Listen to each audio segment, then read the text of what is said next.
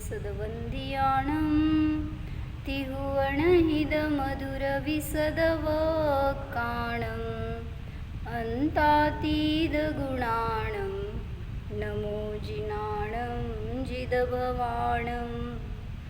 कुंदकुंदाचार्य भगवान की जय।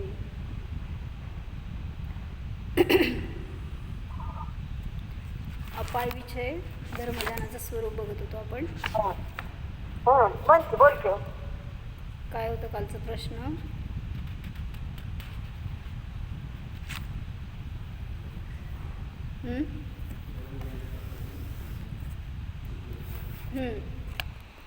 प्रश्न काय होता हो काल? धर्मध्यानाची गुणस्थानं कुठली आहेत आणि शुक्ल ध्यानाची गुणस्थानं कुठली आहेत सांगितलं होतं ना। अपाय विचय धर्मध्यान ह्याचं स्वरूप बघत होतो आपण, पण त्यामध्ये शंका विचारलेली की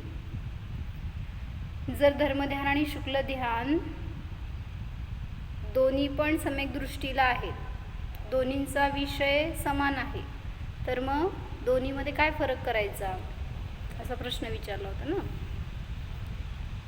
तर पहिल्यांदा सामान्य फरक काय सांगितलं ते सांगते की धौलाच्या 13व्या पुस्तकामध्ये त्यांनी खुलासा केला धर्मध्यानाचं स्वरूप काय आहे। आणि एक मिनिट काढून सांगते।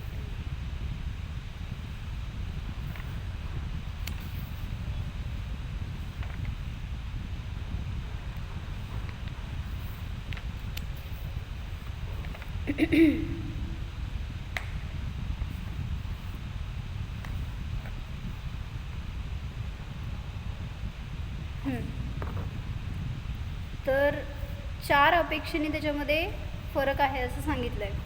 काय काय? धर्मध्यान आणि शुक्ल ध्यानामध्ये कथनचित समानता आहे, कथनचित भेद आहे असं घेतलं तर काय भेद आहे, कुठल्या अपेक्षेने भेद आहे याच्यासाठी 4 गोष्टी सांगितल्या।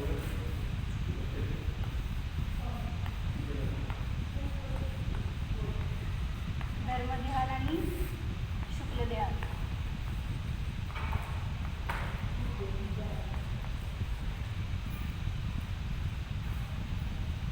याच्यामध्ये कुठल्या अपेक्षेने फरक आहे दिसतंय का बोर्डवरचं? तर पहिलं सांगितलं स्वामी, धर्मध्यानाचे स्वामी आणि शुक्ल ध्यानाचे स्वामी। आता ही अपेक्षा धौलाकारांच्या अपेक्षेने आहे। वीरसेनाचार्य जे मानतात ते मत वेगळं आहे आणि जे उमास्वामी आचार्य सांगतात ते मत वेगळं आहे। मग हे आपण पहिल्यांदा धौलाकारांचं मत काय ते बघू। तर त्यांनी सांगितलं धर्मध्यानाचे स्वामी कोण आहेत? सकशायी जीव। जोपर्यंत कशाय विद्यमान आहे तोपर्यंत धर्मध्यान आहे, त्याच्या पुढं नाही। आणि शुक्ल ध्यान आहे ते अकशायी जीवांनाच होतं। म्हणजे गुणस्थानं सांगा 4 ते 7 आणि इथं 8 नाही, हे आहेत ना धौलाकार आहेत 4 ते 10 आणि ह्यांचं अपेक्षेने 11 ते 14 गुणस्थानामध्ये शुक्ल ध्यान असतं असं घेतलं। अकशायी पुढं सांगितलं स्थिती काय आहे, स्थितीच्या अपेक्षेने भेद आहे। म्हणजे स्वामी कोण आहे? सम्यक दृष्टी सम्यक दर्शन प्राप्त झालं असताना सांगितलं ना ह्याच्यामध्ये 12 सानुपेक्षामध्ये एक गाथा घेतली काय त्यांनी? सुद्दुव जोगेण पुढं धम्मम सुक्कम च होदी जीवस्स।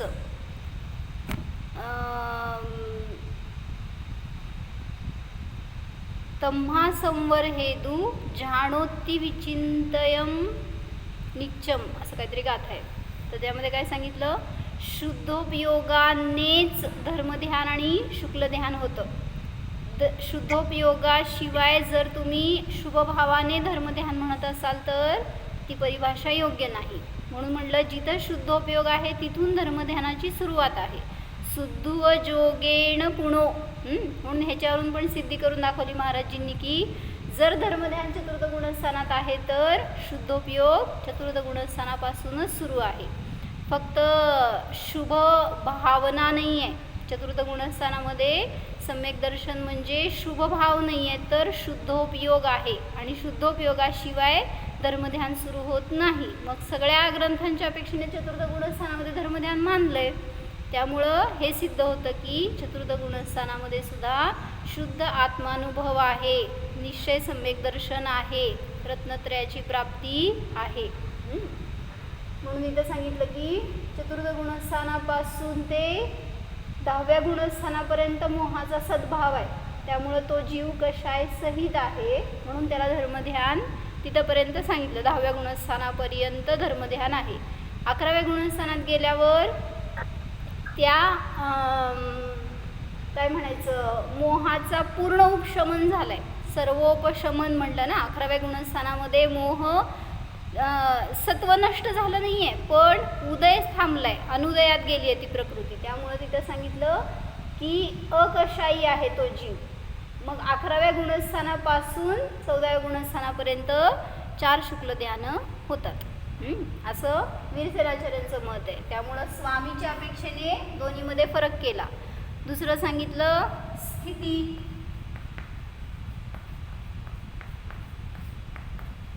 धर्मध्यानाची स्थिती आणि शुक्ल ध्यानाची स्थिती म्हणजे काय काळ म्हणायचं, एक दृढता म्हणा, त्या अपेक्षेने फरक केलाय. तर धर्मध्यानाची स्थिती सांगितलं अचिरकाल आहे. म्हणजे काय म्हणायचं अल्पकाळ असतं. शुक्ल ध्यानाच्या अपेक्षेने अचिरकालावर काही तर लिहिलेलं आहे. आणि शुक्ल ध्यानाची स्थिती सांगितलं चिरकाल असते. म्हणजे काय दीर्घकाळापर्यंत हे ध्यान असू शकतं.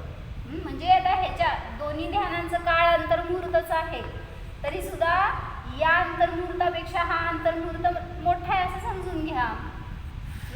दोन्हीचा पण काळ अंतर्मुहूर्तच असतो पण धर्मध्यानाचा अंतर्मुहूर्त छोटा आणि शुक्ल ध्यानाचा अंतर्मुहूर्त मोठा असेल. मग त्यासाठी त्यांनी थोडंसं खुलासा करून सांगितलं की धर्मध्यानाचा काळ किती असेल. समजा अंतर्मुहूर्त म्हणजे किती असतं आवली अधिक एक समय. हा सगळ्यात जगन्य अंतर्मुहूर्त म्हटला जातो. जगन्य अंतर्मुहूर्त हे अंतर्मुहूर्ताची संदृष्टी आहे बरं का. तर हा जर काळ धर्मध्यानाचा असेल तर याच्यापेक्षा एक समयापासून पुढं खालचं दिसत नाहीये अंतर्मुहूर्त. जगन्य अंतर्मुहूर्त किती आवली अधिक एक समय. मग याच्यामध्ये याच्यापेक्षा संख्यात्पट अधिक असतो असं सांगितलं शुक्ल ध्यानाचा काळ. मग त्याच्यामध्ये एक समयापासून पुढं वाढवत जावा. कुठंपर्यंत वाढवायचं तर उत्कृष्ट अंतर्मुहूर्त किती असतो 48 मिनिटाला 2 समय कमी लिहिलेत. आता इथं का लिहिलेत बघावं लागेल मला पण नाही माहिती. एक समय कमी म्हणतो ना आपण. मग आता तो आवलीच अधिक एक समय पासून ते 48 मिनिटाला एक समय कमी म्हणजे तसं धरलेलं असेल. मग तो माझे ते ध्यान असतं एक समय कमी ह्याला म्हणायचं उत्कृष्ट अंतर्मुहूर्त.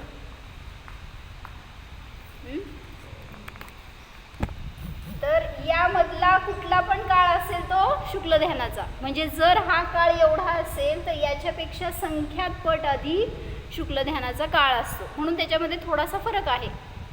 कुठल्या अपेक्षेने भेद आहे तर स्वामी आणि स्थितीच्या अपेक्षेने भेद आहे. म्हणजे वीरसेनाचार्यांनी असे भेद करून सांगितलेत. का बरं?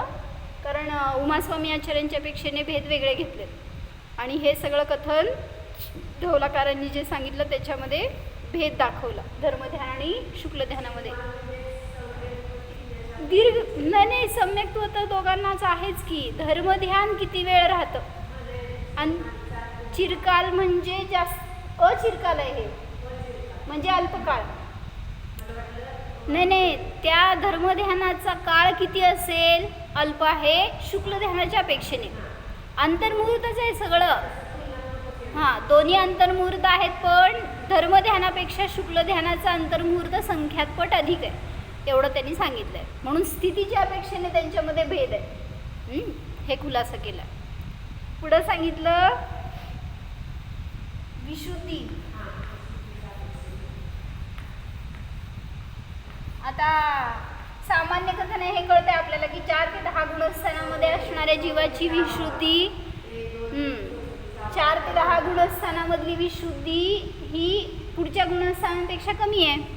भलेही हा विशुद्धच परिणामी जीव आहे तरी सुद्धा कंपॅरेटिव्ह याच्यापेक्षा यांच्यामध्ये विशुद्धी अल्प आहे किंवा याच्यापेक्षा याच्यामध्ये विशुद्धी अधिक आहे.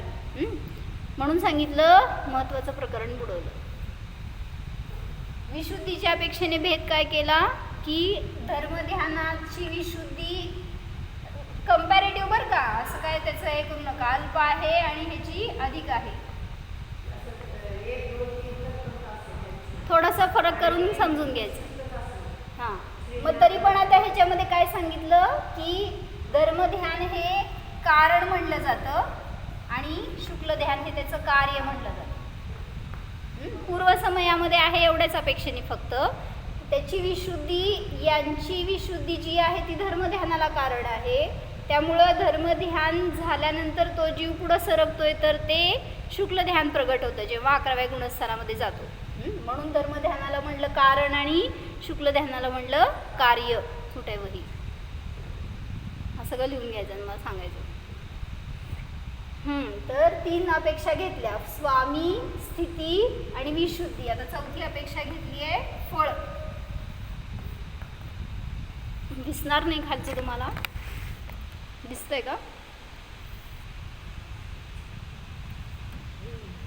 मी सांगते तेवढं ऐका, चालतंय. तर धर्मध्यानाचं फळ काय सांगा बघू सामान्य, ह्याच्यावरनं समजण्यासारखं दिसतंय. आता बघू, नाही दिसलं तर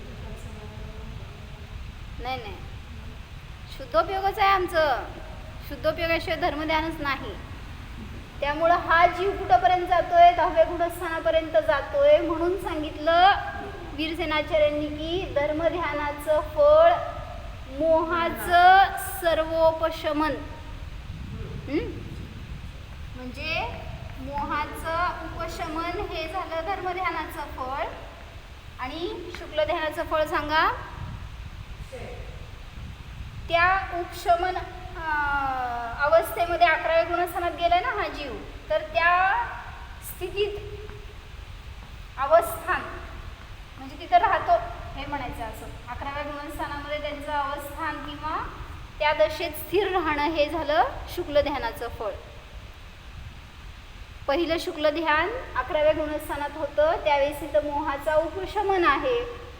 त्यामुळं मोहाचं उपशमन हे धर्मध्यानाचं कार्य आहे, पण त्या अवस्थेमध्ये तो स्थित राहतो हे झालं पहिल्या शुक्ल ध्यानाचं फळ. आणि पुढं सांगायला लागलेत, जर तो जीव गेला 12व्या गुणस्थानामध्ये, 10व्यातून 12व्यात गेला, तर त्या धर्मध्यानाचं कार्य आहे मोहाचा क्षय. आणि शुक्ल ध्यानाचं कार्य सांगा. नाही, ह्याच्याच अपेक्षेने सांगायचं. आता हे निमित्ताकडूनच चाललंय ना कथन. विशुद्धी तर कारण आहेच, विशुद्धीशिवाय तर कार्य नाही आहे. त्यामुळं इथं मोहाचा क्षय हे धर्मध्यानाचं फळ सांगितलं, तर 3 घाती कर्मांचा क्षय हे शुक्ल ध्यानाचं कार्य सांगितलं.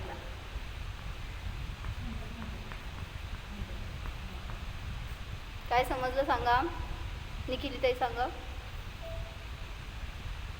हे धर्मध्यानाचं फळ पहिलं तर मोहाचा उपशम आहे. आणि दुसरं समजा 10व्यातून डायरेक्ट 12व्यामध्ये गेलं तर मोहाचा क्षय आहे. आणि शुक्ल ध्यानाचा जर आपण 11व्याच्या अपेक्षेने बघितलं तर तो 11व्यामध्ये राहतो, उपशमित राहतो. आणि म्हणजे त्या 11व्या गुणस्थानाच्या योग्य त्याची विशुद्धी हे झालं 11व्या शुक्ल ध्यानाचं फळ. त्याच्यामध्ये तो स्थित राहतोय 11व्या गुणस्थानामध्ये. त्यामुळे ते 11व्या गुणस्थानामध्ये तो स्थित राहतो. आणि 12व्या गुणस्थानाच्या अपेक्षेने 3 घाती कर्माचा क्षय, ज्ञानावरण, दर्शनावरण आणि अंतराय या तिघांचा क्षय. बरोबर, हे शुक्ल ध्यानाचं फळ आहे. समजलं? म्हणजे जेव्हा उपशम श्रेणी चढणारा जीव आहे तेव्हा 10व्यातून 11व्यात जाणार आहे. त्यामुळं धर्मध्यानाचं कार्य म्हणलं मोहाचं उपशमन. आणि जर तो जीव क्षपक श्रेणी चढतोय तर धर्मध्यान आहे तिथं पण 8 ते 10 गुणस्थानामध्ये, तर त्या धर्मध्यानाचं कार्य मोहाचा क्षय. आणि त्याच्यानंतर तिथे 12व्या गुणस्थानापासून क्षपक श्रेणी चढणारा जीव 11व्या गुणस्थानात जाणार नाही आहे. त्यामुळं 12व्या गुणस्थानामध्ये गेल्यावर त्या शुक्ल ध्यानाचं कार्य काय आहे? घाती कर्मांचा क्षय, केवळ ज्ञानाची प्राप्ती वगैरे हे सगळं शुक्ल ध्यानाचं फळ सांगितलं. मग या 4 अपेक्षेने दोन्ही ध्यानामध्ये फरक आहे असं धौलाच्या 13व्या पुस्तकामध्ये घेतलंय त्यांनी. अजून एक उदाहरण दिलंय चांगलं त्यांनी.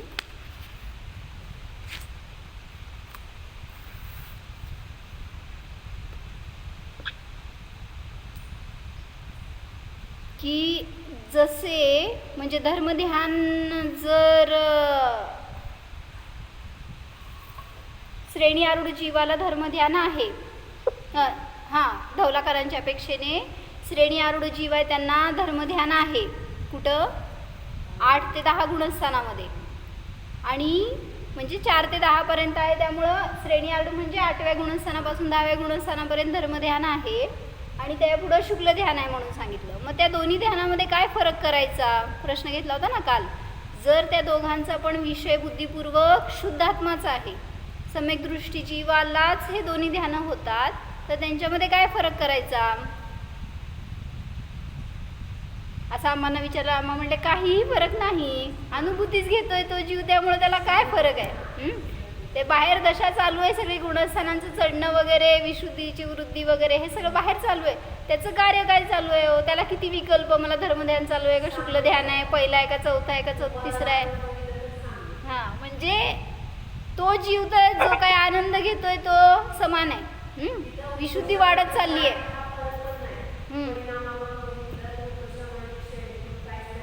तेच की ते सगळं कर्मांमध्ये चालू असलेलं कार्य आहे, त्याच्याकडे त्याचं लक्ष नाही आहे. त्यामुळं दोघांमध्ये काय फरक नाही असं म्हटलं तरी चालतंय.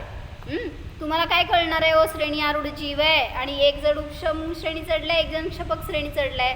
8 ते 10 गुणस्थानामध्ये दोघांमध्ये काय फरक? असं तर तुम्हाला काय कळणार नाही आहे. त्या जीवाला सुद्धा कळत नाही, तर जेव्हा आपटतंय खाली त्यावेळेस कळतंय. म्हणजे ते सुद्धा सगळं असं किती रेअर काय म्हणायचं, खूप अल्प समय आहे त्यांचा. सगळ्या गुणस्थानांचा काळ सुद्धा मिळून नंतर मुहूर्तच आहे म्हणलं. त्यामुळं इतक्या फास्ट चालू आहे सगळी क्रिया की कधी ध्यानाला बसले, कधी श्रेणी चढले, कधी मोक्षाला गेले हे पण कळणार नाही तुम्हाला. केवळ ज्ञान झालं, कदाचित केवळ ज्ञानामध्ये राहतील लई वेळ, पण केवळ ज्ञान होईपर्यंत सगळा काळ अंतर्मुहूर्तच आहे. म्हणून ध्यान करा तर कळणार. मग त्यामध्ये 2 गोष्टी घेतल्यात त्यांनी की धर्मध्यान म्हणजे कसं आहे, गर्भगृहामध्ये दिवा लावला आहे, तर तो दिवा गर्भगृह म्हणजे काय? आता मधलं गृह घ्या, बाहेरच्या साईडला 2 ठिकाणी खोल्या आहेत असं समजून, मधलं आतलं खोली. तर त्या गर्भगृहात दिवा लावला तर तो थोडा वेळ जळतो, त्याचं इंधन संपलं, त्याला वारं लागलं, काय कारणाने तो विझू शकतो. म्हणजे त्याचा काळ किती आहे? अल्प आहे. त्यामुळं धर्मध्यान तेवढ्या काळाचं आहे असं समजून घ्या. काही उदय आले तर कदाचित तो जीव च्युत होऊ शकतो, म्हणून धर्मध्यानाचा काळ असा अल्प असू शकतो. पण शुक्ल ध्यानातला जीव काय करतोय? त्याच गर्भगृहात जर रत्नाचा दीपक ठेवला तर कुठल्या कारणाने विझणार? असतो रत्नाचा दीपक माहिती आहे का? असं ते पूर्वी असायचे चक्रवर्तीच्या घरात वगैरे, सगळे रत्नमयीच. ते नाही का आपण ऐकतो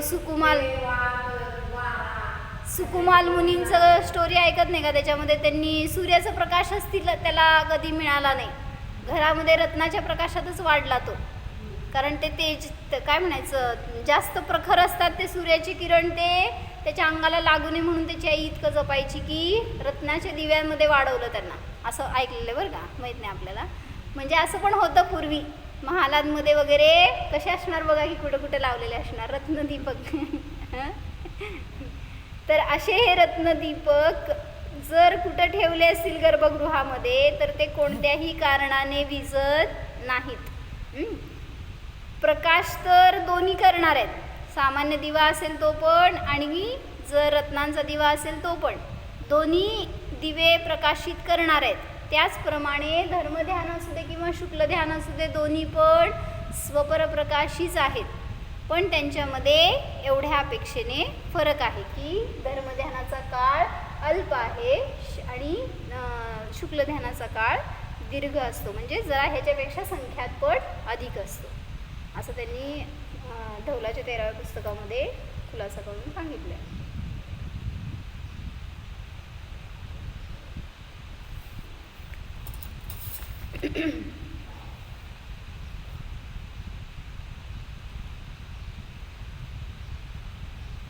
काल मी कशातलं वाचलं होतं?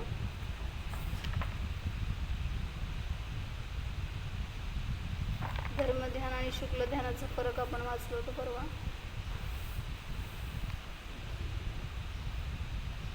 नाही, याच्यातच घेतलं, इथले वाक्य वाचते मी जसं त्यांनी घेतले ते.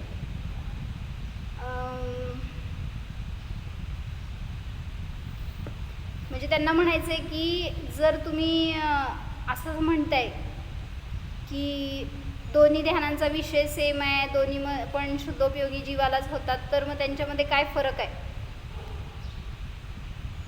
स्थिर भाव दोनों ध्यानों में समान है असं जर तुम्ही म्हणताय तर मग दोन ध्यानं काय सांगायची गरज होती असं शंका करायची शंका आहे. तर त्याला उत्तर देतात की यह बात सत्य है कि इन दोनों प्रकार के स्वरूपों की अपेक्षा दोनों ही ध्यानों में कोई भेद नहीं है. दोन्ही पण शुद्धोपयोगीच आहेत, बुद्धिपूर्वक तर शुद्धोपयोगच चालू आहे, त्याच्यामध्ये धर्मध्यान आणि शुक्ल ध्यान असं काही भेद नाही आहे. तिथं काय सांगायची वेगळी, शुद्धोपयोगाला काय वेगळं वेगळं करणार हो भेद? किती प्रकारचे शुद्धोपयोग आहे? तो एकच प्रकारचा आहे. शुद्धोपयोग म्हणजे स्वतःच्या आत्म्याचं, शुद्ध आत्म्याचा अनुभवन, प्रतीती, ह्याला म्हणलं शुद्धोपयोग. त्यामुळं शुद्धोपयोग एकच टाईपचा असतो. तुम्ही निमित्ताकडून बघून सांगताय की हे धर्मध्यान पहिलं, दुसरं, चौथं, शुक्ल ध्यान वेगळं असं म्हणून. किंतु म्हणजे या दोन्ही ध्यानामध्ये भेद नाही, किंतु इतनी विशेषता है कि धर्म ध्यान एक वस्तु में स्तोक काल तक रहता है, क्योंकि कषाय सहित परिणाम का गर्भगृह के भीतर स्थित दीपक के समान चिरकाल तक अवस्थान नहीं बन सकता.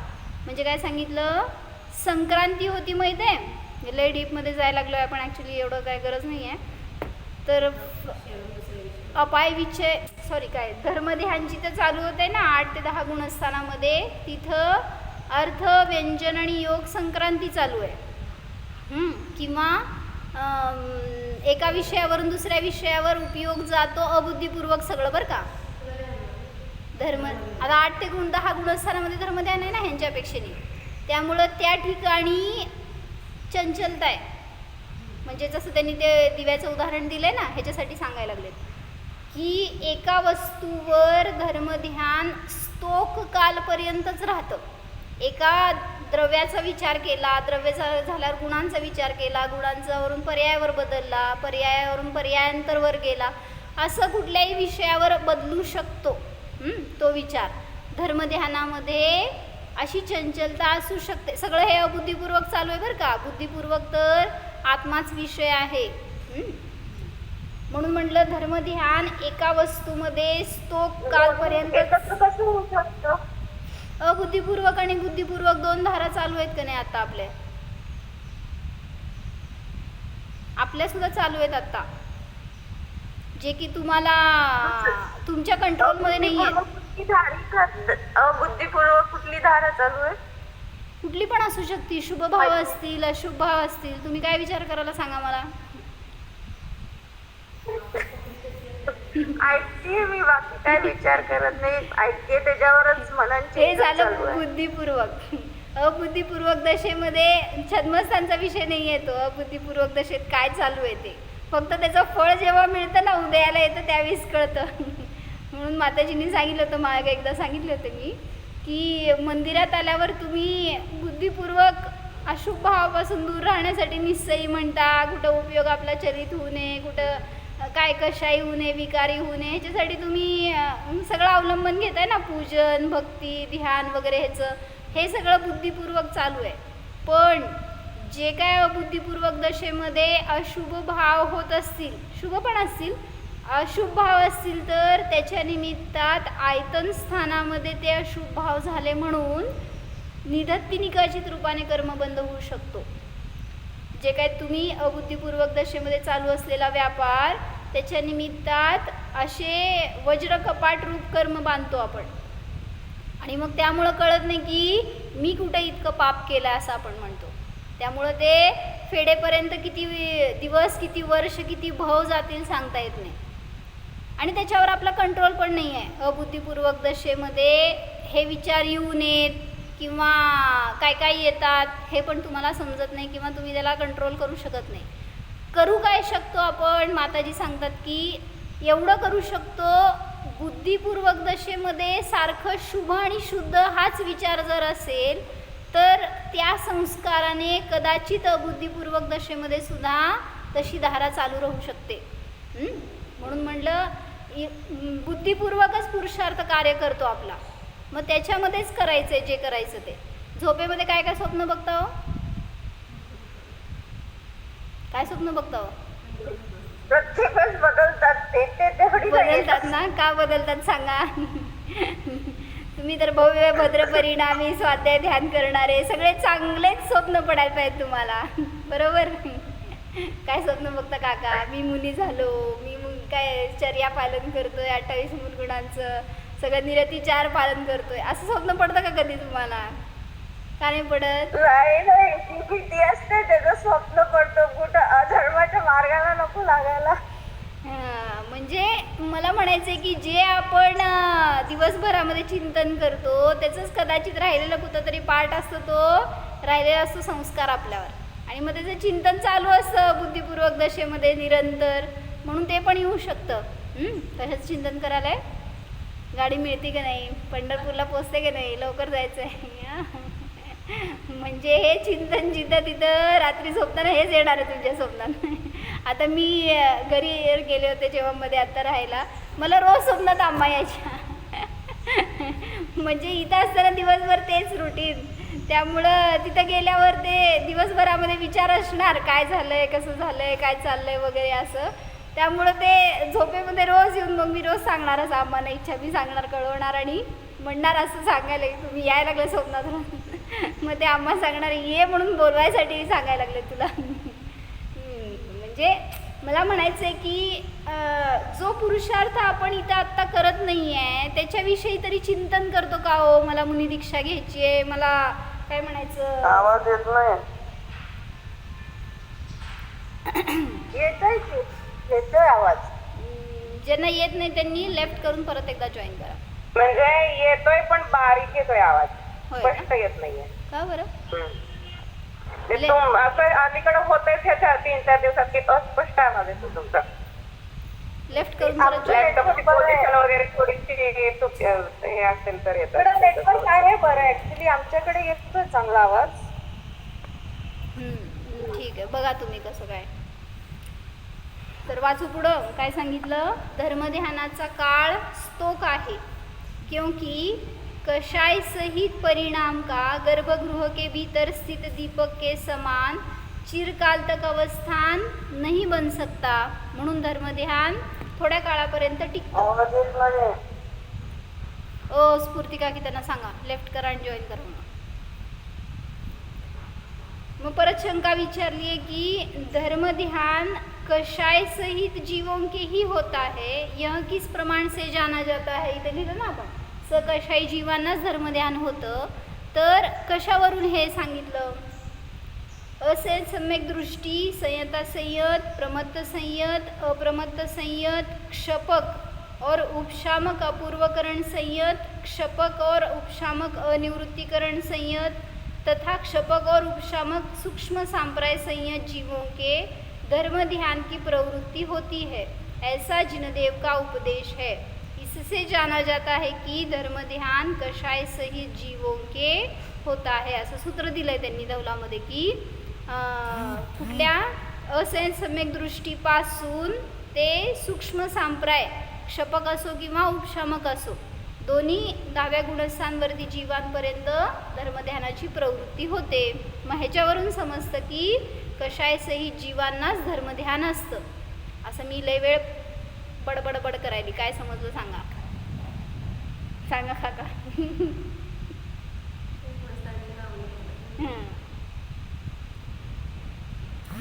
त्यातून काय सांगितलं काय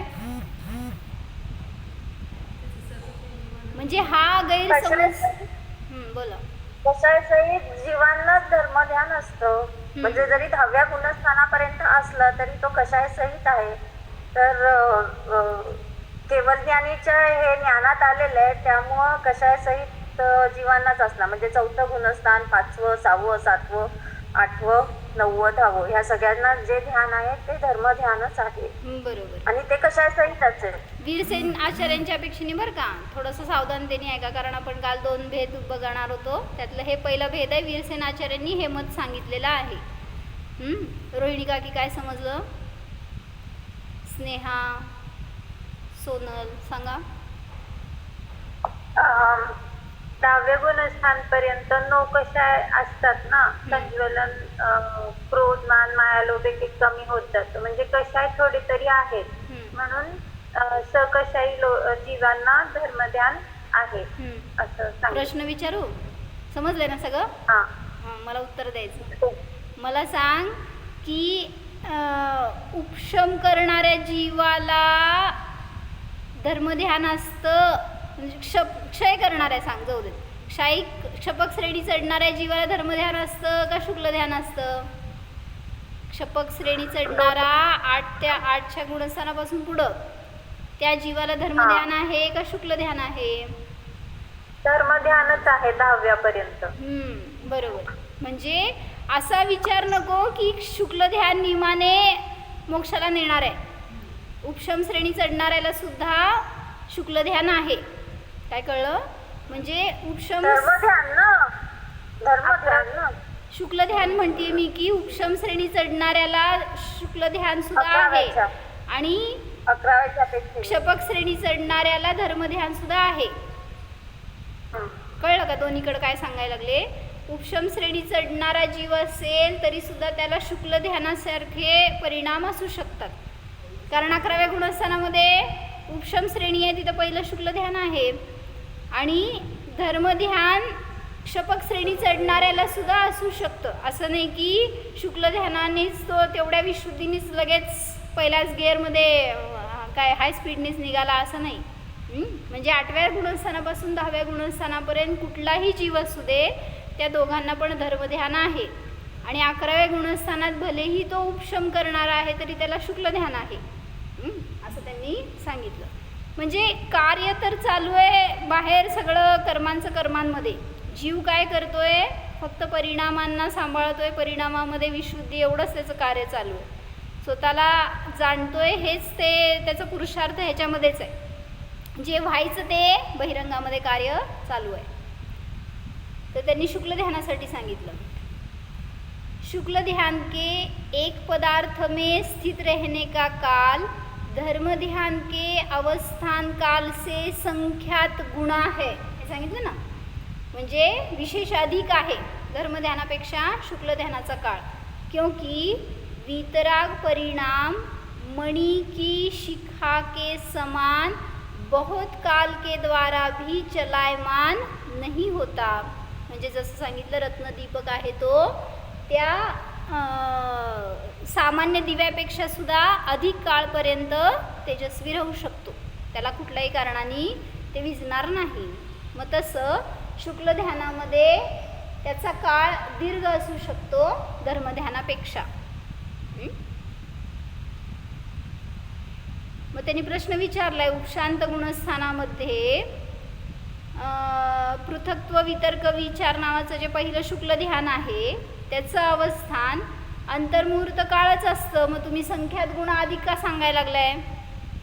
म्हणजे 8व्या गुणस्थानापासून सगळ्या गुणस्थानांचे काळ अंतर्मुहूर्तच आहेत. मग 11व्या गुणस्थानात पहिलं शुक्ल ध्यान आहे, तर ह्याचं पण काळ अंतर्मुहूर्तच आहे. तुम्ही जास्त का सांगताय? तर उत्तर दिलंय की यह कोई दोष नहीं है, क्योंकि वीतरागता का अभाव होने से उसका विनाश बन जाता है. म्हणजे 11व्या गुणस्थानाचा काळ संपला की वीतरागता नष्ट झाली. आता कुठल्या अपेक्षेने वीतरागता? आगम ग्रंथ आहे, तर तिथं मोहाचा अभाव झाला म्हणून तो जीव 11व्या गुणस्थानात वीतराग म्हणला गेला. आणि मग जेव्हा 11व्या गुणस्थान संपलं, कुठं जाणार? 12व्या गुणस्थानात. म्हणजे उतरणार आहे. 11व्यातनं वर जात नाही, खाली जातो. त्यामुळं जेव्हा हा जीव 10व्यात उतरला त्यावेळेस त्याची वीतरागता संपली असं म्हणलं गेलं. म्हणजे जेव्हा 11व्यामध्ये आहे शुक्ल ध्यानाला कारण आहे, पण तिथून जेव्हा तो उतरला खाली तर तो जीव कशाय सहित होतो. त्यामुळं तिथं वीतरागतेचा अभाव झाला असं सांगितलं. अजून त्यांनी चांगलं घेतलं भरपूर खुलासा, वाचून काढा त्याच्यातून.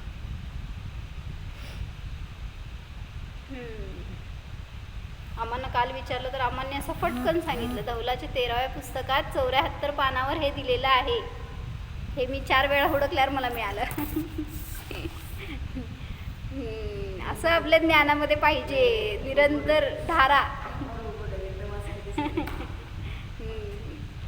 तर मला काल काय सांगायचं होतं, खरं वेळ संपली आता. बरं ठीक आहे. अपायविचय धर्मध्यानाबद्दल एक गोष्ट चिंतनात आली की जेव्हा तुम्ही शास्त्राचं अध्ययन करता, एखाद्या ग्रंथाचं, एखाद्या गाथेचं अध्ययन करता, त्यावेळेस त्याच्यामधून सुद्धा आपण अपायविचय धर्मध्यान करतो. होतं म्हणजे तुम्ही जे काय त्यातून चिंतन करणार आहे. जसं मी एक गाथा घेतली, समयसारची 150 नंबरची गाथा आहे. त्याच्यामध्ये काय सांगितलं त्यांनी? रत्तो बंधदिकम्मम मुच्छदी जीवो विराग संपत्तो. रत्तो म्हणजे रक्त होतो, रागी होतो. रत्तो बंधदिकम्मम, जो रक्त होतो तो कर्माने बांधला जातो. रत्तो बंधदिकम्मम मुच्छदी जीवो विराग संपत्तो. असं घ्या, वैराग्याने जो संपन्न आहे तो मुक्त होतो. रत्तो बंधदिकम्मम मुच्छदी जीवो विराग संपत्तो. एसो जिणो वदेसो, म्हणजे असा हा जिनेंद्रांचा उपदेश आहे. तम्हा कम्मेसु मारज्ज, म्हणून हे जीवा कर्मामध्ये रक्त होऊ नकोस, बांधला जाऊ नकोस, त्याच्यामध्ये आसक्त होऊ नकोस. कुठलं चिंतन झालं सांगा? कुठलं ध्यान? म्हणजे अपाय विचय म्हणा, विपाक विचय म्हणा, उपाय विचय पण सांगितलं त्यालाच नाव. म्हणजे तू कर्मांचा विचार करतोयस तर कर्म काय फळ देणार आहे, कशा रीतीने तू बांधलेले आहेस, किंवा त्या कर्मांची काय दशा आहे, कशी त्यांची निर्जरा होती, हे सगळा विचार करतोय तू. ठीक आहे, हे सगळं विपाक विचयमध्ये घालायचं. पण त्याच्यातून सुटून तुला काय करायला पाहिजे? तम्हा कम्मेसु मारज्ज, हे जीवा कर्मामध्ये रत होऊ नकोस. असं ती गाथा प्रिंट करा आपल्यामध्ये. रत्तो बंधदिकम्मम मुच्छदी जीवो विराग संपत्तो. सोपं आहे काय काका? जो रक्त होतो तो बांधला जातो आणि विराग असतो तो मुक्त होतो. एसो जिणो वदेसो तम्हा कम्मेसु मारज्ज, म्हणून हे जीवा कर्मामध्ये रत होऊ नकोस. ह्याला म्हणलं उपाय विचय धर्मध्यान. असं प्रत्येक गाथेवर आपण चिंतन केलं तर आपल्याकडून सुद्धा धर्मध्यान सहज घडतं. 150 नंबर. बरोबर, ती पण गाथा घेतली आहे. एक एक समानार्थी शब्द घेतले.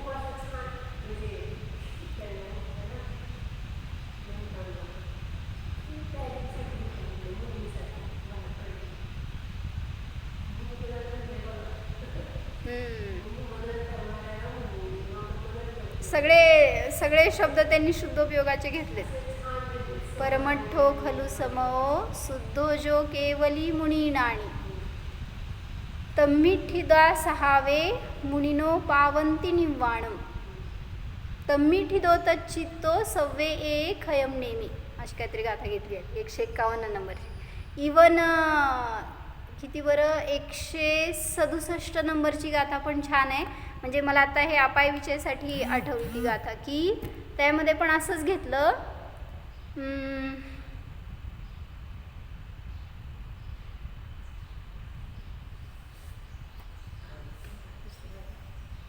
घ्या समयसार जरा.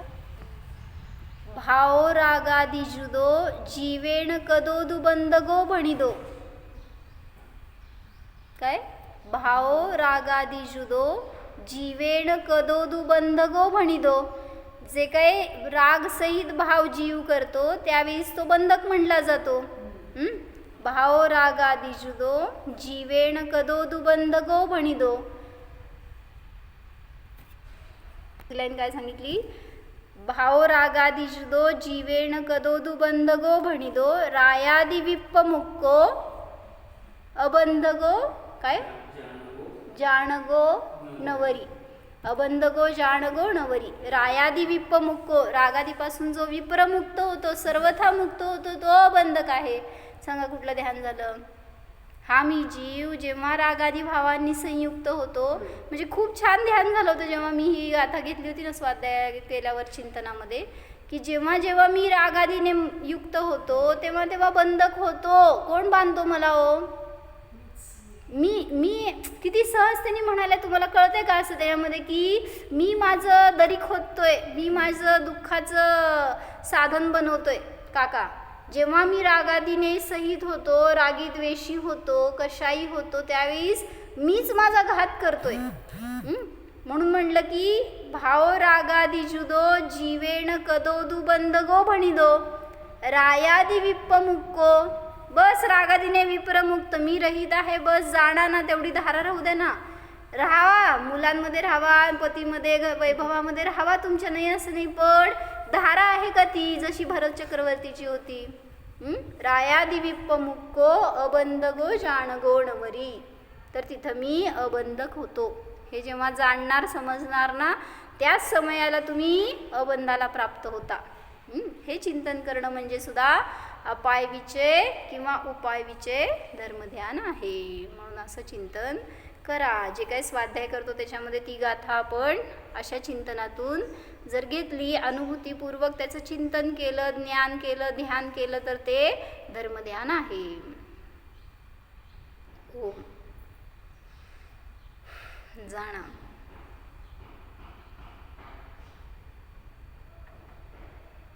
वीतराग स्वरूपोऽहम्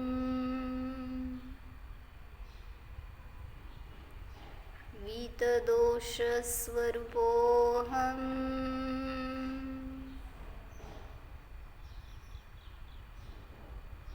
ज्ञातामात्र स्वरूपोऽहम् सर्वज्ञ स्वरूपोऽहम्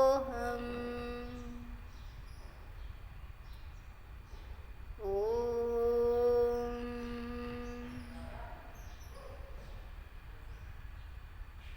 विसर. नमो